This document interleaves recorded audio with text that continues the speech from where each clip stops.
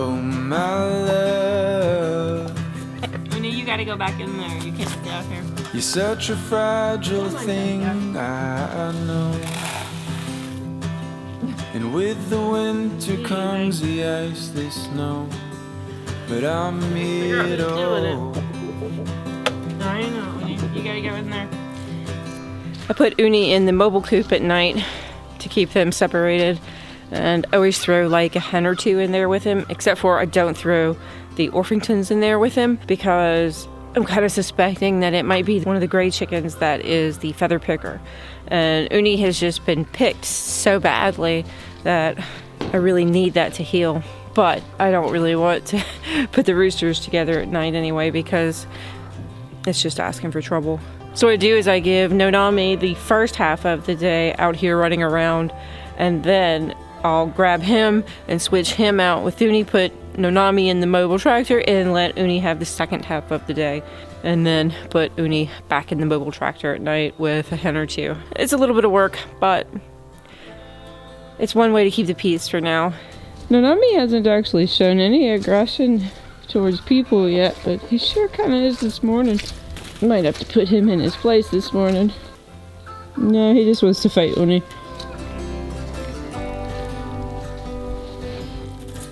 If you want to be a tough guy, I'll throw you in jail right now.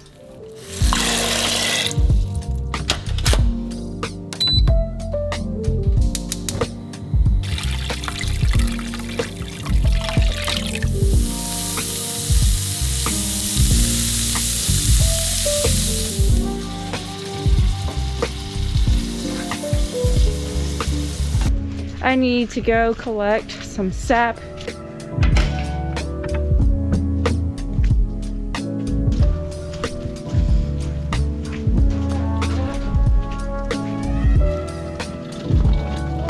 So far today, there's not very much out here, but I didn't collect it yesterday, so I didn't want to leave what is out here outside for another day. Yeah, here's maybe only like a gallon. And check on this hickory tree. So far the hickory tree hasn't done anything, so we'll see what happens. I'd say what's in there is just rainwater. Today I was looking at potentially ordering some American Bresse chickens for our meat birds because yeah, technically could, you know, use our fava rolls. They just don't have very much meat on them. It just seems kind of like a waste, and they grow incredibly slow, or at least ours have. So I want to get a more efficient meat bird, and I was looking at Bresse Farm and getting some hatching eggs from them, and I don't know if I'm going to do it yet or not. Still kind of thinking about it. Haven't quite pushed the order button yet, but I might. We haven't had very cold temps at night. For the sap to get flowing good, you kind of need it to get down to freezing at night, and then like say 40 or above during the day. Ah! Well, or you just drop the whole thing in there. That's one way to do it. I mean, that might be like half a gallon of the black walnut. Not very much. If you're collecting sap on a small scale and you don't have enough to boil down, you know, each day, then you can just take what you've collected, stick it in your fridge for maybe 2 days before you boil it down and get enough to boil down. Or you can take what you've collected and boil it down some and freeze it if, say, you want to wait like a whole week or something like that. But I definitely wouldn't let it sit too long in your fridge until you have boiled it down all the way to syrup. I think last year we only ended up separating out a little bit of our black walnut. I think we ended up with like 1 or 2 pints of just black walnut, and then the rest we ended up mixing with the maple. But this year I just decided I'm gonna do them all completely separate. One of the things that I like about syrup season is it gives me a reason to be outside when I would otherwise choose probably not to be. Nothing. But this one, no, it's not dripping. That's rain. Out come the trees, it gets undressed when it's cold. And don't they miss the leaves they left behind? Could it be to make the ground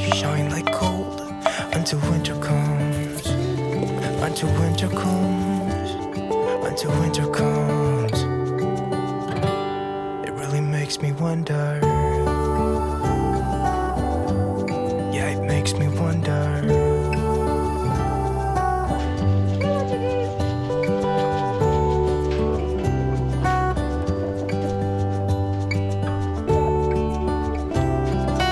One of the things that we've been discussing is potentially moving the roosters from this side of the fence to this side of the fence that our garden is in. Now obviously that only works until we plant our garden. And another problem with that is, you know, say we put a mobile coop over here next to the garden area, let the roosters just have it out over here. Hopefully they fight less because they don't have hens they're fighting over. But the big problem with that is that there's not really many places at all for them to hide from raptors. So that's really a pain point for me in doing that. We got to get back on finishing the rooster side of the chicken coop. Technically it's done. All it needs is a little slidey door for them. But the big thing that needs to be done is the fencing area that'll be on this back side of this storage building back here. And it's not a huge project, but it's no small project. And it's super, super muddy. I mean, this ground, good luck walking back here without slipping and sliding. The first thing you want to do when you get out is attack my camera. Oni? What's wrong with you, Oni? It's gonna get you. Oh, my chicken. I know you're frustrated. Go hang out with those guys. Oni. I was going to tap some maple trees on a trail that we have that we tapped last year that's a little bit further away from the house, but I kind of forgot that we have this nice maple down here that I think might be big enough for 2 taps. I'm gonna measure it. So if we're doing 2 taps on a tree, you'll kind of see some different numbers, but on average, you can do 2 taps on a tree that measures 20 inches in diameter. And of course, for 1 tap on a tree, you want it to be at least 16 inches. So I'm gonna do 1 tap on this guy.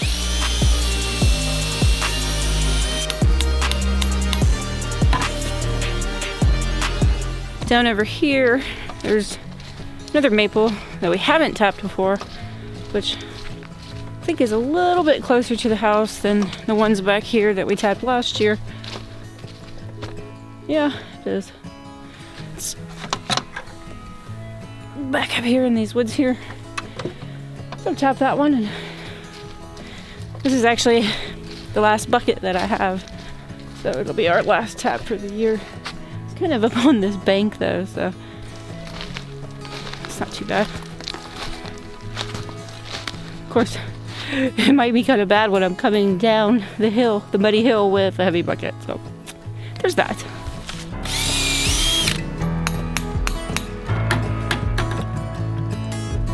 It is supposed to actually snow tonight, I think, so maybe we'll get another round of sap flow next week. I think it's looking pretty good for a few days next week, unless the forecast changes.